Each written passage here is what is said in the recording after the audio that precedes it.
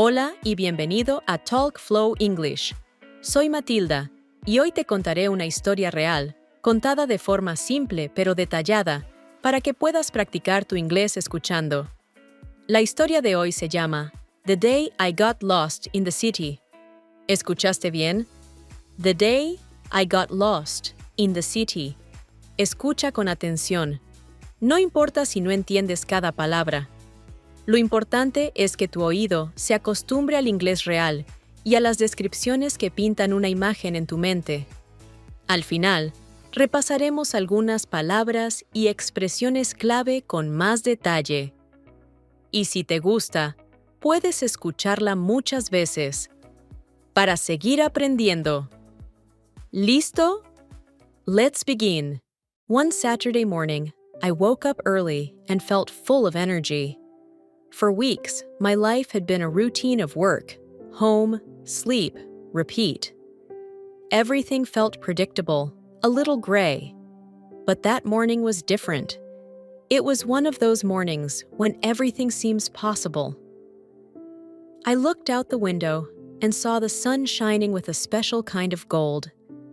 Birds were flying in sharp, joyful lines across the blue sky, and people below were walking their dogs with a smile. I felt something deep inside me say, "Today, I need an adventure, a real one." So I packed a small bag with the essentials: a bottle of cold water, my phone, a new notebook with a smooth cover, and a pen that wrote beautifully. I didn't make a plan. I just went to the train station. I took the first train to a nearby city I had never visited. The ride itself was peaceful, a gentle rocking motion. I listened to instrumental music, looked out the window, and saw the world blur into greens and browns.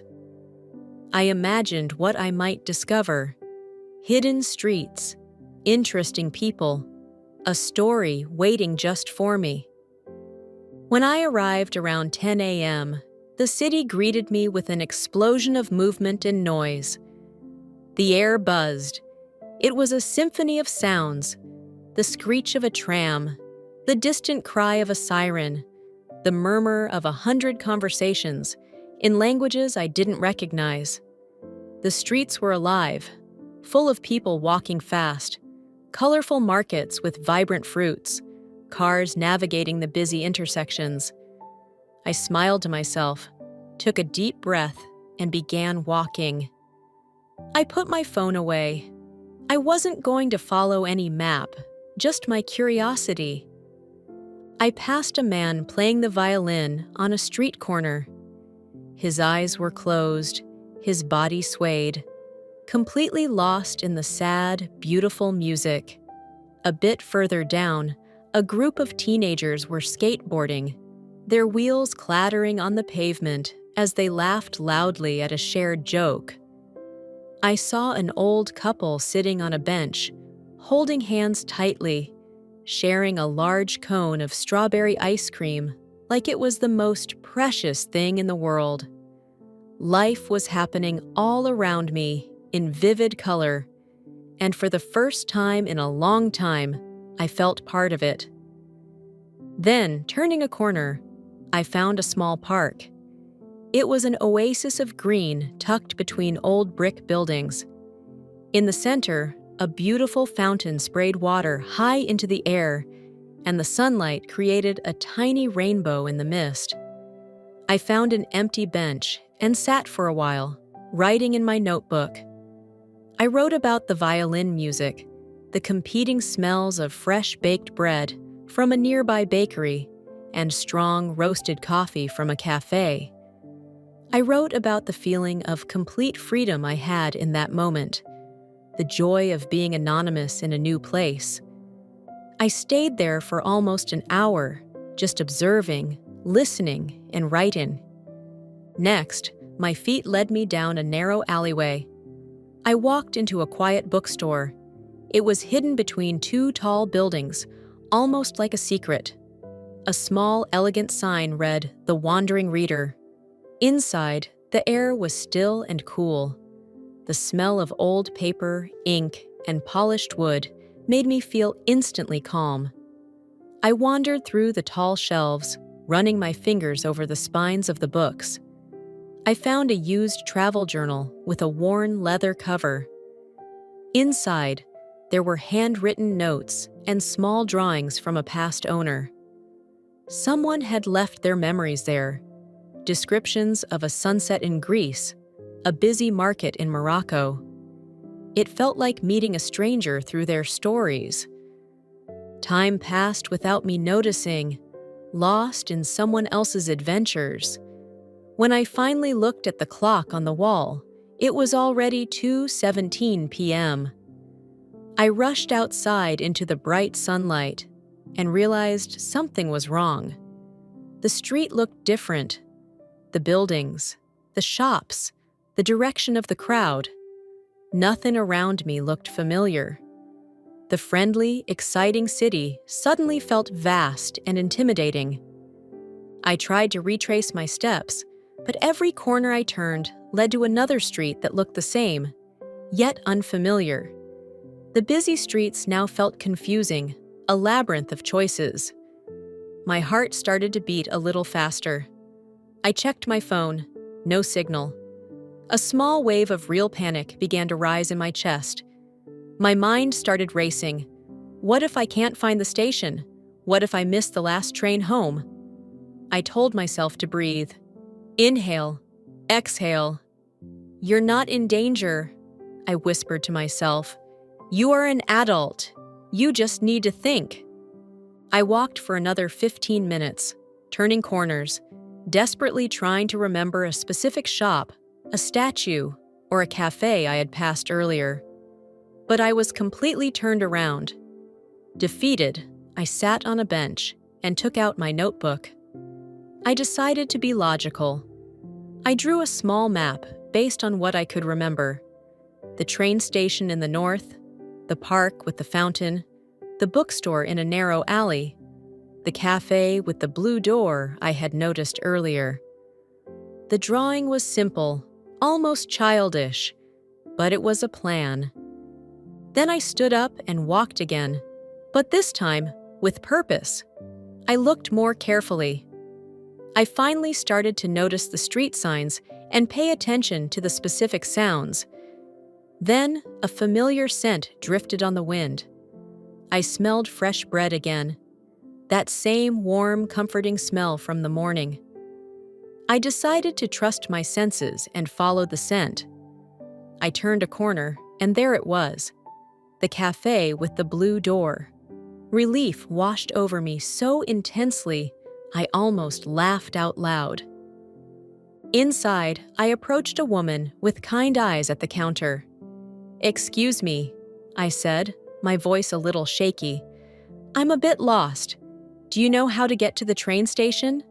She smiled warmly, a genuine, reassuring smile. "Oh, you're not too far, but you did take the long way around," she said, chuckled. She took a napkin and drew me a quick, clear map. "Here you go, and take this," she added, handing me a chocolate chip cookie. "It's for the walk." I followed her directions step by step, feeling my confidence return with each correct turn. On the way, I passed by a small art gallery where a man was painting on a large canvas right on the sidewalk. His colors were bright and bold, electric blues and sunny yellows.